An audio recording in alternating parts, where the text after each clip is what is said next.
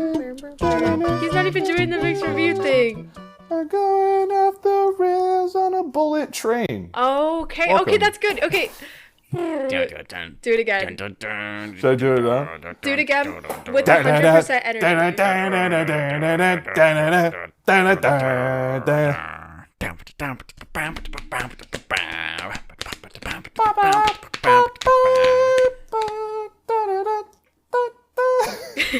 We're going off the rails on a bullet train.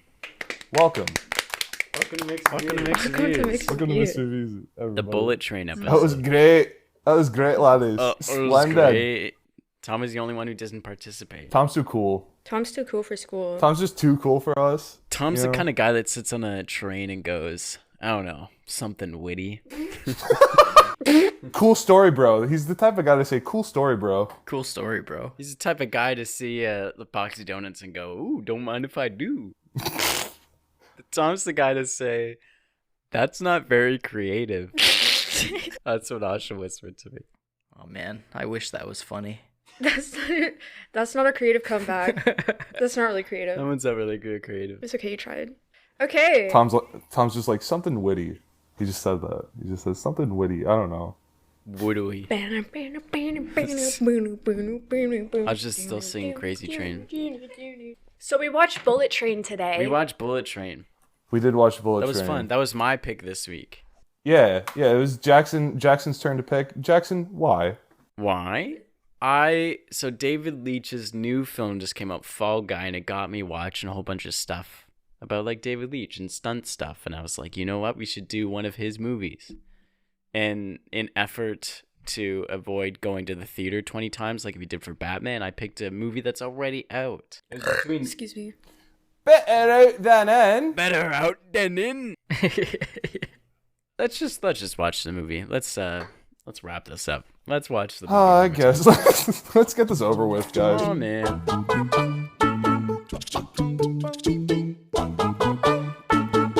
If the mixed theme had lyrics, what would it be?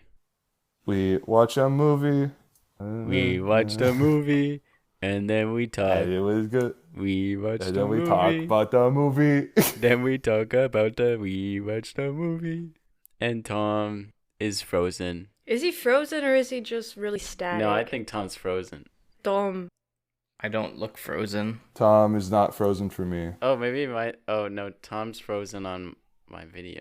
Tom is encased in ice right now. Yeah, I'm cold. Tom is in the freezer. I'm cold like that.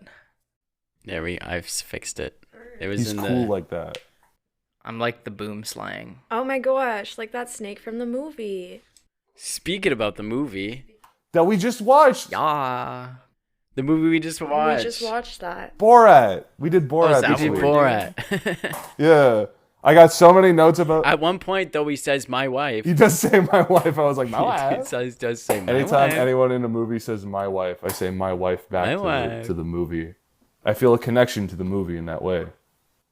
King in the castle. King. King in the gas. You're horrible. You don't like my Borat impression? That's really bad. Well, all we could do now is talk about Bullet Train. What did you guys think? That is a fun movie.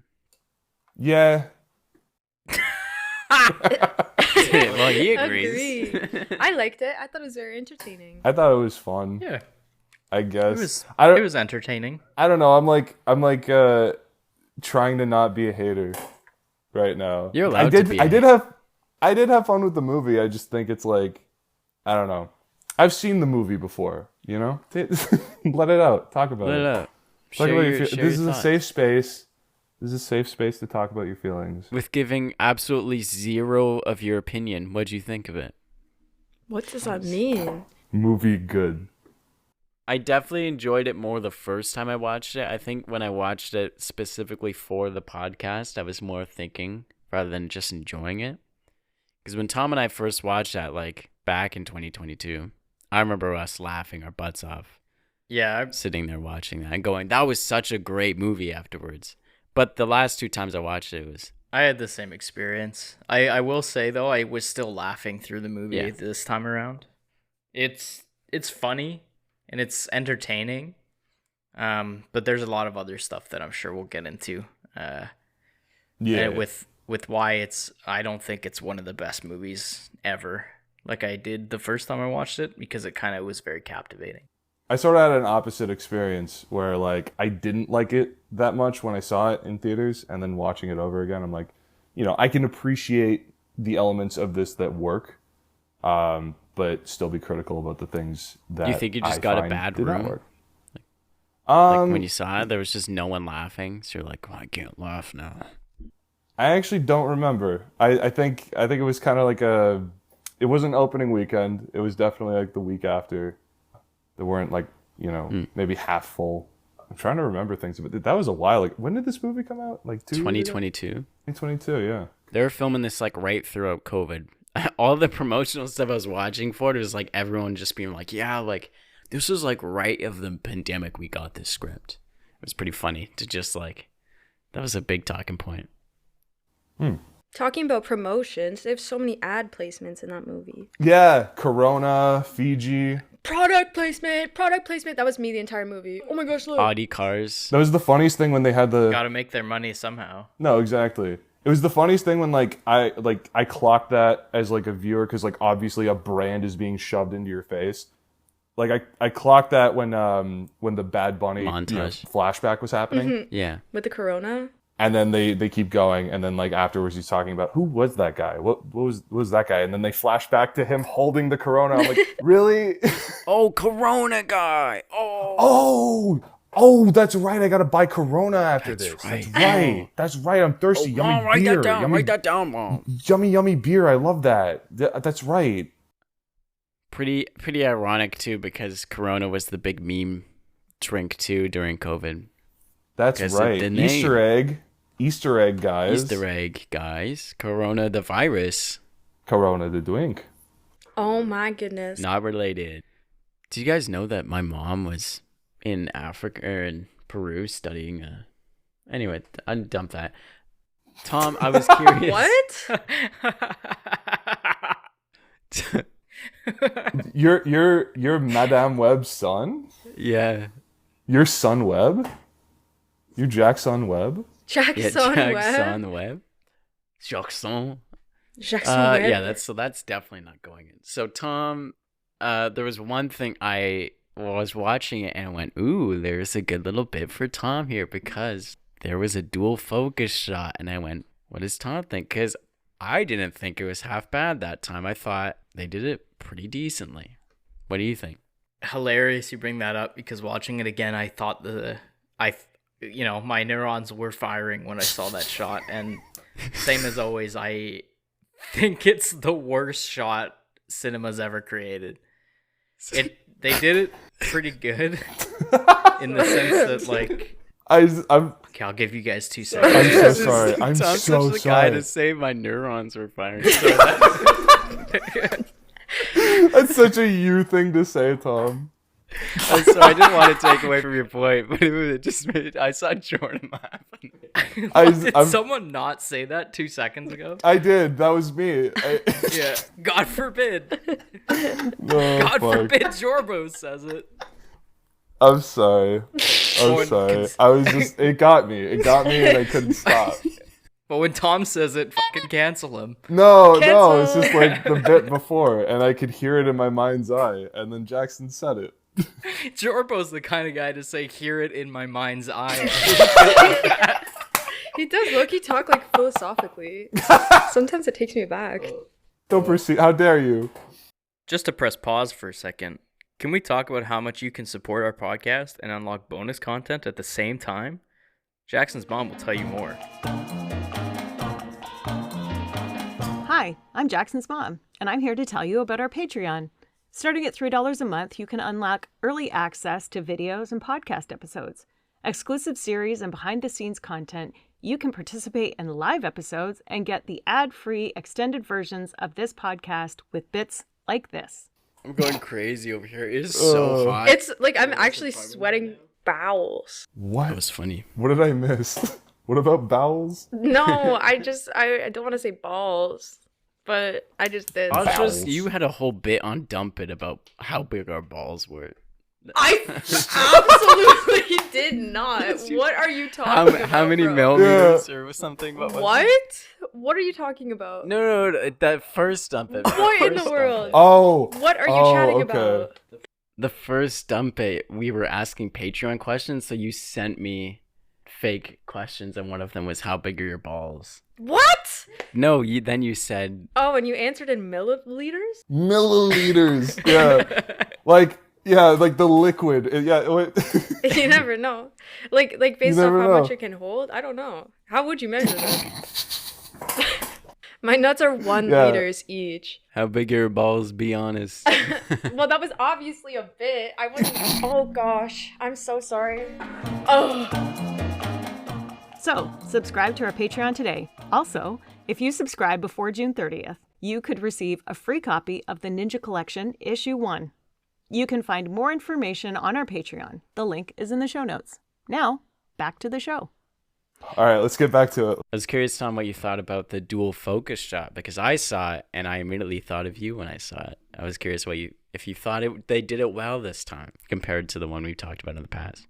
Just so we're on the same page, that's the shot with Joey King and the... Oh, what's his name? Yeah, Lemon. Yeah, that's exactly the shot. And same as always, I hate that shot. I think it's one of the worst shots cinema's ever created.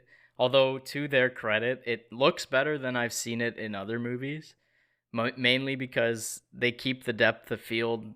That's the same thing I was going to say. Yeah, they keep it a little bit more realistic in the fact that, like I can use Us as the example, is like the front shot is insanely shallow depth of field, and then they obviously merge that in focus with the shot in the back, so it just doesn't blend. They do it better in this one, but the way I kind of feel is why don't you just stop down to like T22 and actually just keep everything in focus? Like, it seems like a lot of wasted effort to give an effect that kind of like confuses the viewer rather than just like letting it play as a normal shot. I was also kind of curious too, because I was like, well, it's not like they're having a back and forth kind of over her shoulder. So it could have, and then she turns around and it's still a dual focus shot. So I don't think it needed it. It could have just racked back and forth. I feel the exact same way. Or like, if there was any, because it was, I don't really know what the intention was for it. Like, I know you're kind of like playing between the ideas that like he's trying to figure out who's actually the villain in this scene and like what's actually going on. So like, I don't know, a case could possibly be made as to why it should have been used there. But in my opinion, it makes more sense to rack focus and actually play it visually with like out of focus shots and out of focus people. Like, the mystery would have been a bit more interesting in that regard. I thought there was quite a few times in the movie where they did some pretty good and comedic focus pulls. Like, there's a time when he's just past Channing Tatum. Aaron Taylor Johnson passes Tangerine. That's his name in the movie. When Tangerine passes and he's down where the firecrackers are, and then you see it pulls back to Brad Pitt running through the... Like, there's a lot of good use of that. That's the only example I can think of. But yeah, I mean, especially in a train, like the setting of racking focus from the far end of the car to the front end, it's so natural feeling. Just, they use the focus pull like really well a lot of the time through the movie too. Like, the moments where Tangerines finds the father and then Lemon in the bathroom, like they pull the focus between like the tied up bathroom door handle and then through the glass to where he notices it, and then back, and then he walks over, and that's like a really good sequence of shots just using like tight lenses and focus pulls that it makes no sense to use like a dual focus shot at like a really weird part in the movie, seeing as like they've already mastered the pull. Yeah. So that's how I feel about it, basically. I will say, for having to shoot a whole movie on a train, they did a pretty good job keeping the depth and keeping the lighting. Like, think of like the amount of stuff shot in planes where it's like pretty flat lighting, pretty normal, but they had a lot of creative like color uses and lighting uses that despite being on a train the whole way, it was cinematically well. Yeah, they always kept that like environment like really interesting. I thought that was pretty impressive with like the different rooms and stuff. What's kind of neat is I was listening to a podcast with the editor of the movie. Another podcast? Yeah, sorry. You're cheating on us, Tom? You listen to other podcasts? What did we do? What did we do wrong? Supposedly they only had a couple of train cars. Yeah, didn't they make one for each of the... Like, there was an economy class one, there was the first class one. Anyways, yeah. They had that, obviously. It's in the movie. But what they did is they didn't have, like, each car being a different car. Like, they would redress one to be another.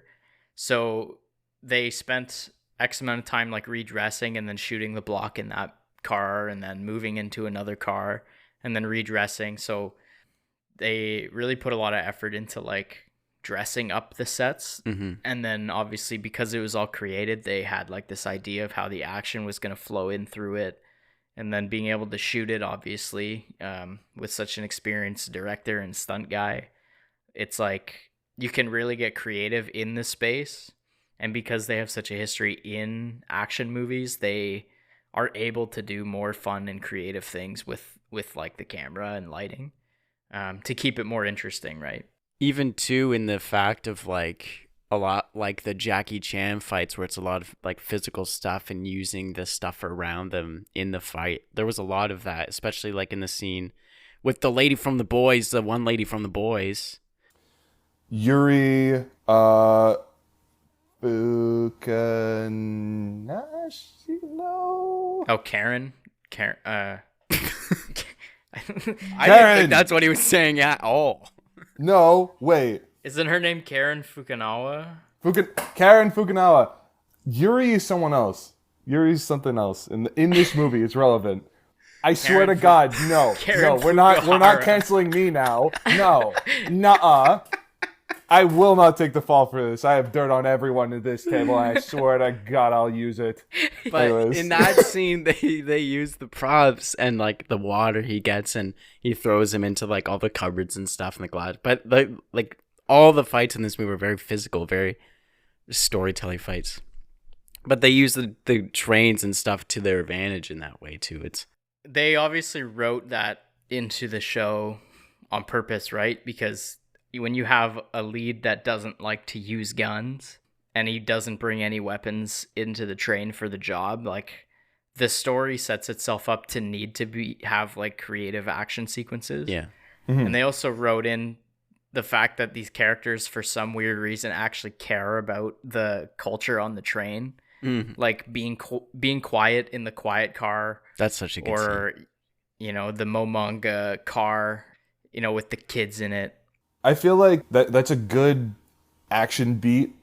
I usually like it when it's like, oh, they're having like a little action sequence, and then that's like cute. They have to like be polite for a second and stop. Yeah. But I swear they overuse it. They do it like one think too many so? times, and it just loses its novelty. They did 3. I don't know. The rule of 3s, man.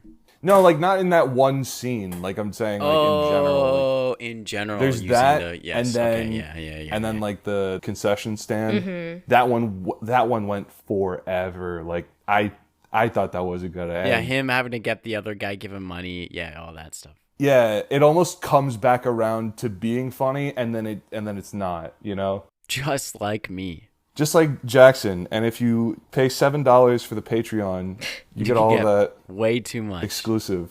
You can get way too much. Funny enough, I actually love that scene where that stewardess character comes in and they have to take a break and then he asks for what. Like, I personally feel like that was almost like a perfect beat and like a decent duration, because it's at the end of the day, it's meant to be kind of a releasing the comedy tension action too. Yeah, and my point to that, actually, funny you mentioned releasing the tension, is if you guys recognize how they got into that fight, there's no build up at all. There's no suspense building at all to that entire fight. They just kind of walk into each other and then there's immediate action. And I took a note there saying, like, I really love how the action plays in, right?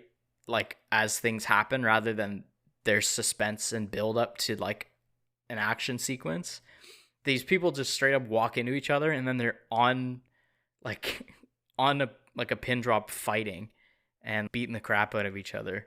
It happens when the wolf walks in to the train, and it happens every time they see each other. There's just immediate fight, like nonstop. So I think most of the interactions are like that, like him and the Hornet too. Even as the well. Hornet with that staff. it's on site, and I think because they don't have any suspense in the lead up to these action sequences, they have to kind of like add the breathing room in the action sequences.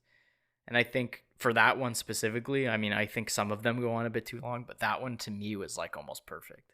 I thought it was hilarious. I think in a bubble I like that, but in terms of like I don't know if it fits in well with everything else. Like you mentioned the wolf scene. I think that's it's sort of whiplashy when like stuff like that exists. The concession stand scene where it just starts, and then like so much of the movie is just breaking momentum to like flash back or cut to another scene, or Peter says remember the time, and then it goes da na na na na na na, and then it's a flashback. It literally feels Family Guy-esque at some points. Like you mentioned the wolf scene, and I think the wolf scene is the best time in this entire movie where it's paced perfectly. He's about to get off the train, he sees Bad Bunny, cut to his backstory, and it's a gradual build, and it's a great sequence. And then once we get to the train, it pays off in like a fight scene, and then that's just perfect. Like I think that's the best way this movie does this. I fully agree with you on the sense that like the pacing's not great, but if you remember, he runs into Bad Bunny right at the door, and then it hard cuts out of it. It doesn't play his backstory yet for another like 10 to 15 minutes because you cut to like Lemon and Tangerine, and then it comes back. So okay. I fully agree with you there on the fact that like the pacing I think is really confusing. My bad, guys. I watched it like literally just before we started recording. I had a busy week. What can I say? And I think the pacing is like really breakneck speed back and forth, and it's, as an avid moviegoer, it's just like you kind of get used to these kind of things. But for like I watched it with Chels, and she couldn't get a grip on the movie. Like she kept getting confused and like was getting thrown around because of the pacing, and you couldn't follow anything in her mind. And I feel like for some people who just want to turn on an action movie specifically, turn off your brain and just like enjoy some, shoot 'em up and fun action sequences, it's almost demanding a little bit too much from like a casual action movie fan. Like Marvel fans, for example, I think, kind of get a kick out of this, but anyone else might have a little bit of a problem following like what's actually happening in the story. So. See, like I might have to disagree somewhat on that, just in the sense that like so much of the movie is calling back to things, but also calling back to things we've already seen, even after like how many times did they show Bolivia? The thing with the snake was like especially like it felt condescending. Seeing the snake, even the water too. Like every time he took a sip of the water, it'd be like slow motion, like a huge focus. I'm like, yeah. Here's the thing, right? The thing with the water, right? Like they set up the water, and then he drinks the water, and they close up on the water, just so you remember that it's the water. Water it's montage is so good. And then at the end, they have that entire flashback of the water's origin story. So it's like the conflict I'm having is like, is this is either, you're kind of talking down to your audience, or that's part of the bit. Or it's the world's greatest Fiji ad. Like, that was crazy. That could literally air for the Super Bowl. That was insane. But it's like, that moment definitely felt like, are you guys playing into this? Like, was that intentional to kind of show things over and over and over again, even though we had already like seen them? Why do that? Where's the joke? It actually, it was intentional. Yeah. Okay. With the interview I listened to from the editor, their motivation for those kind of things is because it was such a heavy, small detail movie, they wanted you to be able to follow things at like a notice. So like with the Bolivia stuff and like all those kind of bigger plot points, obviously it's meant to play into your big reveal with the White Death when he's like telling Brad Pitt's character like why everyone's on the same train with the same contract.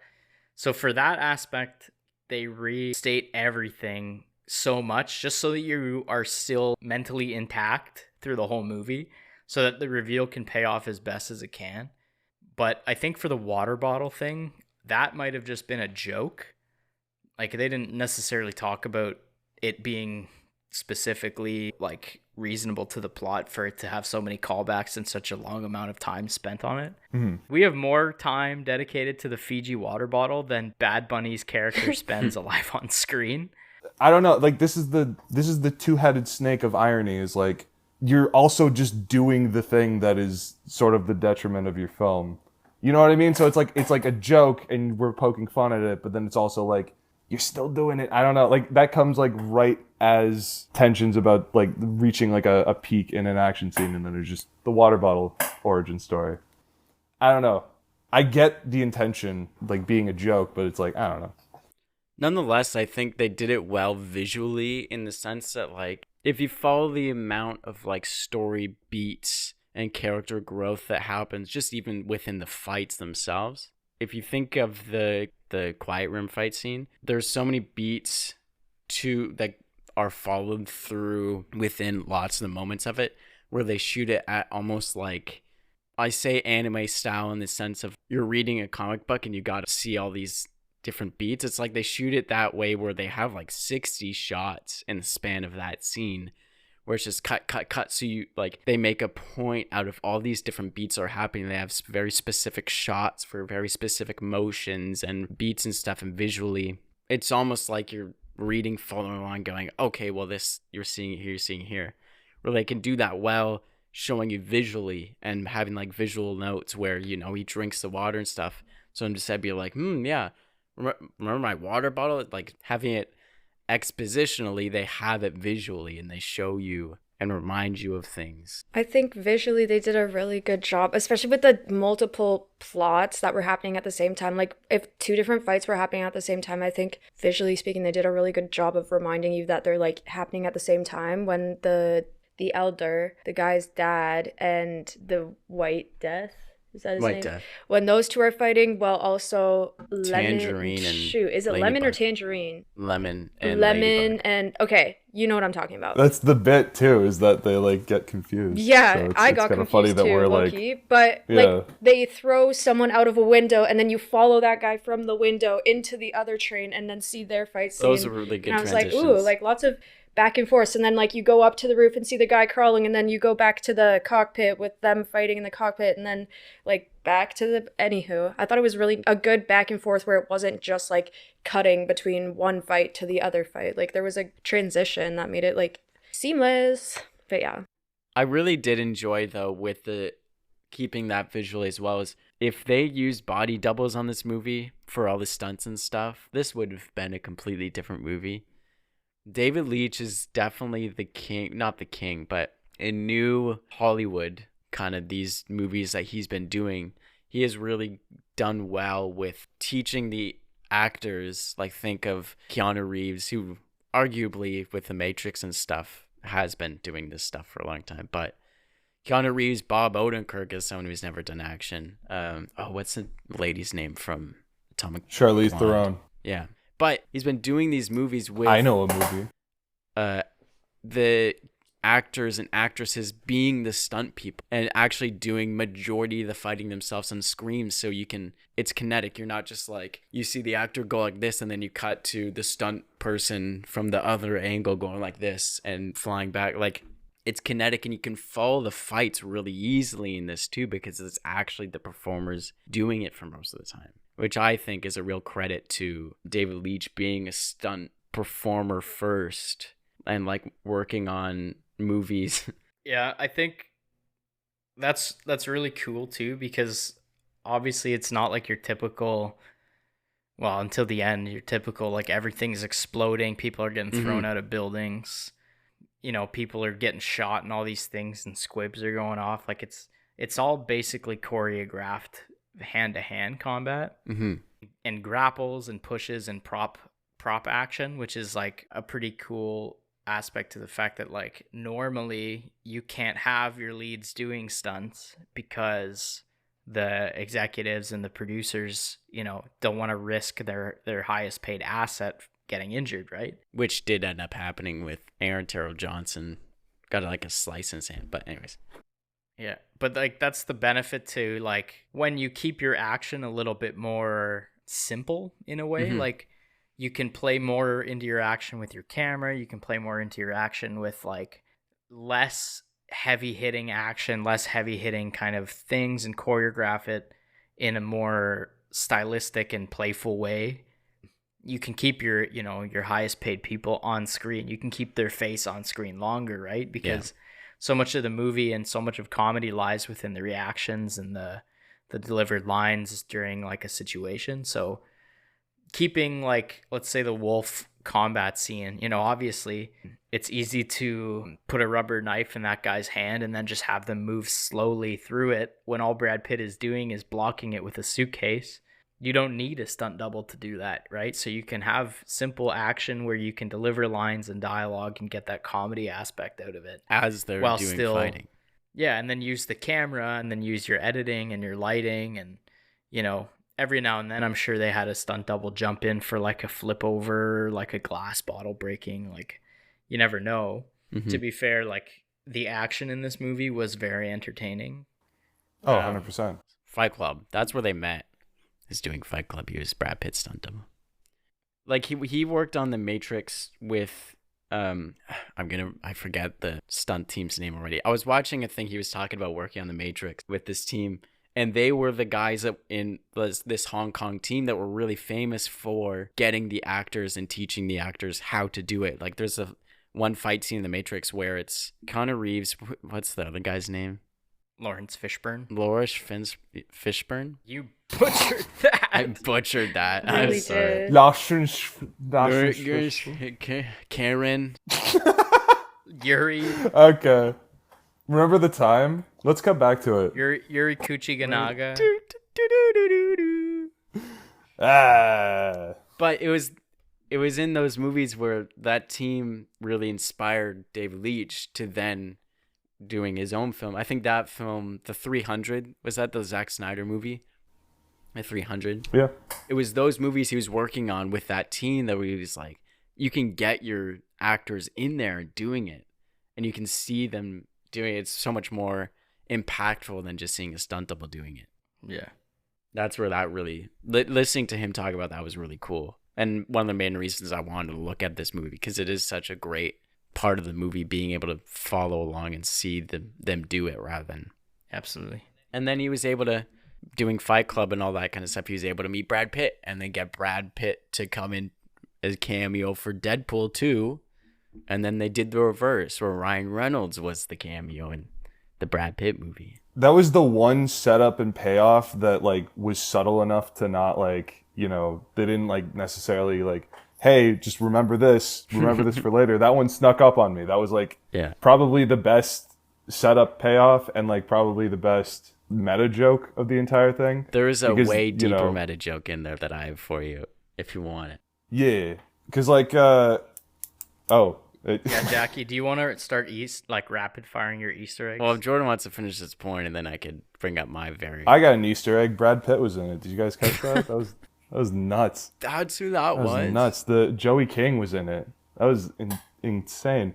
No, because like this is a movie in the style of like a Kingsman or like The Gentleman or Deadpool, and the meta joke that Ryan Reynolds called in sick. That's kind of funny as like a whole blanket thing.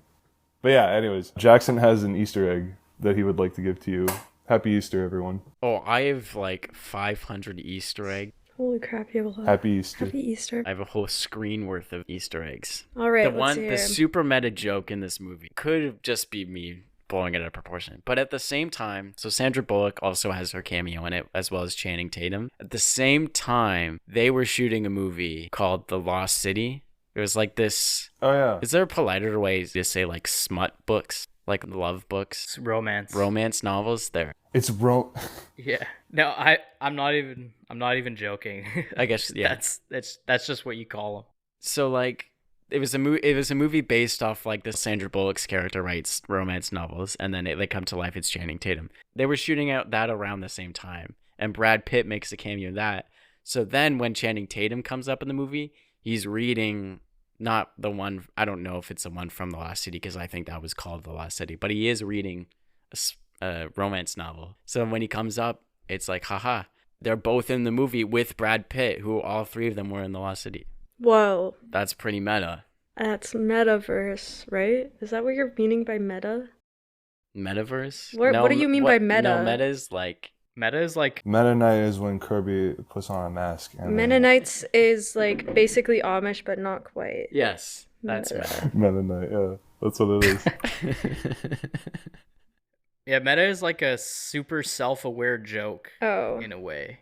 Yeah. Like meta is when something is extremely self-aware, almost to the point of like it's horrible. Metatextual. Okay, you guys want some rapid fire Easter eggs? Mm-hmm. I was just loving, because I've seen this movie 3 times now, I was loving catching stuff, but Brad Pitt's shirt is a homage to his hometown of Springfield, Missouri. It also looks like a wiener on the back of his shirt, but that was intentional. The book that Little Prince is reading, Joey King's character. Lil Prince. That is literally what she says her name is at Lil the beginning Prince. of the movie. It's me, Little Prince. But they just No, call it's it the Prince. Little Prince. Well, Little catch him Prince, on, not Lil Prince. Lil Little Prince. Prince and Mix McMahon. It was good, Lil Catch him on Prince. SoundCloud. What up, Little Prince? The book that she's reading is also about an assassin trying to get revenge, which is what she's doing. The colors they're wearing are of their favorite football clubs. Tom, you'll like that. They're wearing their West Ham and Chelsea colors, which they have an audio clue to when they see the flashback of them as kids. As well as the Wolf, Bad Bunny's character, when he's a kid, he's wearing a Spanish football club. Lemon's necklace that he's wearing, it's a St. Christopher necklace. Apparently St. Christopher is the patron saint to travelers, which they're untrained, they're traveling, but also his charm is said to protect people from a watery death, which in the end, he didn't drown when he jumped off the train because he has the necklace on. There you go. Oh. In the mid-credit scene. Yeah, which that's a hilarious scene. David Leitch has a cameo twice in the movie. He's the guy that comes up that died when the photographer that comes up that gets blown up by the car. That was David Leitch. Oh, nice. Cool story, bro. True story. And also when White Death kills all the guys in the mob, in that scene, the guy that gets shot back into the post was David Leitch. I'm pretty sure. I could be wrong about that one, but I'm pretty sure it was David Leitch. Funny. This is just a funny joke on thing that he did, but I'm just gonna say Tangerine. Tangerine does. It's lemon. It's actually lemon. Does the impression of Ringo when he's making fun of Thomas the Tank Engine. He does the Ringo Starr impression, which is funny because he was the narrator. And then I it's not relevant, but I was a huge Thomas kid. Oh my when I was gosh, you must younger, have so I was loved like, this movie. this guy's Lemon. Oh, I loved it. Oh, I adored it. I was like, Was I love that Lemon part. accurate about Diesel? Was Lil Prince really a diesel? Yeah, was Lil Prince a Diesel? I appreciated the metaphors where it's like a simple kids show. It's like, oh, this is you and this is you, like the BuzzFeed quiz style. Right? Speaking of I really which, love- the Percy one's really funny because Logan Lerman, he's Percy Jackson. So when he puts the thing on his head saying he's Percy, it's funny because he's You're played more of a Percy Percy, yeah. Jackson. Yeah, That was funny. That's right. And the last thing, they say Fall Guy in the movie. He's like, I need a Fall Guy. That's why I won't let him off the train. That's the name of his next movie. It's probably unintentional, but I laughed. I went, he said the name of the movie, different movie. Fall Guy's a real term. You said it. And then the last thing is Keanu Reeves almost played the therapist. Oh. There was almost a scene with Brad Pitt's therapist and it was going to be Keanu Reeves, but they didn't do it. That's cool. Anyways, that's all my Easter eggs. Happy Easter, everyone. Happy Easter. To bring it back, I think one of the things I did like about it is it's a 2-hour movie that takes place on a train. And I think they did a good job keeping you into it and having the flashbacks and having the moments away from the train. It worked well to have a 2-hour movie that takes place on one train. For such a contained environment, it had a lot of movement. It went it was not static at all, I found. I love a movie that takes place entirely on a train. I tried to make up a list of just from memory, because I was like, this is a genre at this point. Movies that take place entirely on trains. I came up with Murder on the Orient, Snowpiercer, Polar Express, and Source Code. You're at least gonna see one movie every couple years. And then if you just go out to movies that take place on transportation, Speed, Snakes on That's a not plane. a train, you son of a gun. Oh my god. No, I said if you broaden it to transportation. Oh yeah, if you broaden it to transport, but that's not what we're doing here. I'm talking about trains and trains exclusively. I googled. I saw a Reddit comment that said they should make a sequel called Bullet Plane, and then they should make a prequel called Bullet Bus, and then they should make another one called Bullet Bullet Gun. Car, and just keep going. The new movie from David Bullet Leitch. Blimp. Bullet Segway. Bullet Segway. Do you guys know the guy who invented the Segway? Time on the Segway. He died from going off a cliff off the Grand Canyon. Yeah. Oh, that's good. And that's where we end today's episode of Mixed Reviews. Oh, we're rapping. All right. Any final thoughts, friends? Yeah. Any final thoughts? They shot on a volume.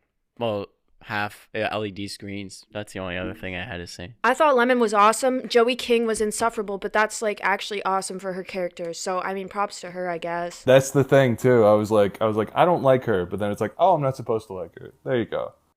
Did you guys know that the guy who plays the father is actually English? What? Oh, that's He funny. has an English accent. Wait, which father? The guy who Joey King has hostage. Oh, okay. The guy whose son gets pushed off the building. Oh, so he's doing an accent. Yeah, Interesting. he's doing an accent.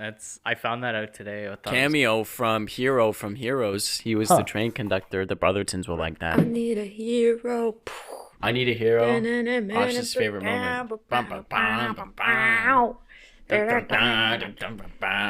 That was fabulous. Japanese I Need a Hero and Japanese Staying Alive. What did you guys think about the Japanese Bee Gees at the beginning? Love it. Oh, I love that. It's like Jojo Rabbit.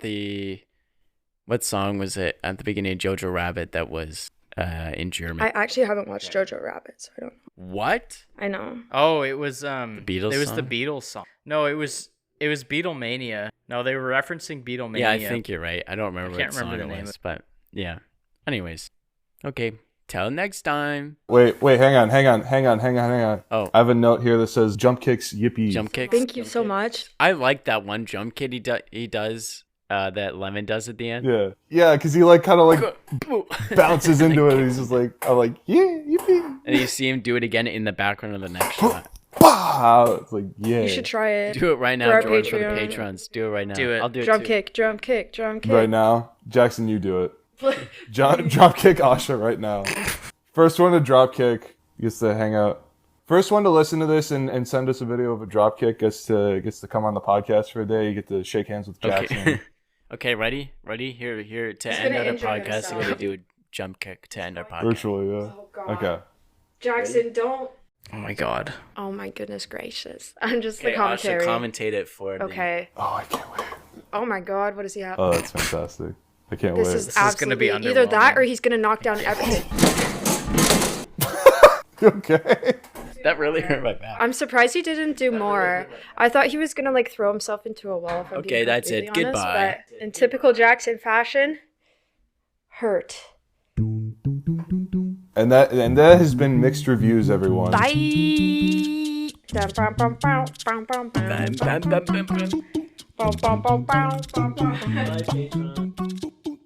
Hey there, I'm Jackson's mom, and this has been Mixed Reviews with Tom McMahon, Jackson Brotherton, Jordan Vairo, and Asha Joseph. This episode was mixed, mastered, and edited by TheOldManDave. Be sure to follow our podcast on your favorite podcast app and join our Patreon for extended, ad-free, and bonus episodes.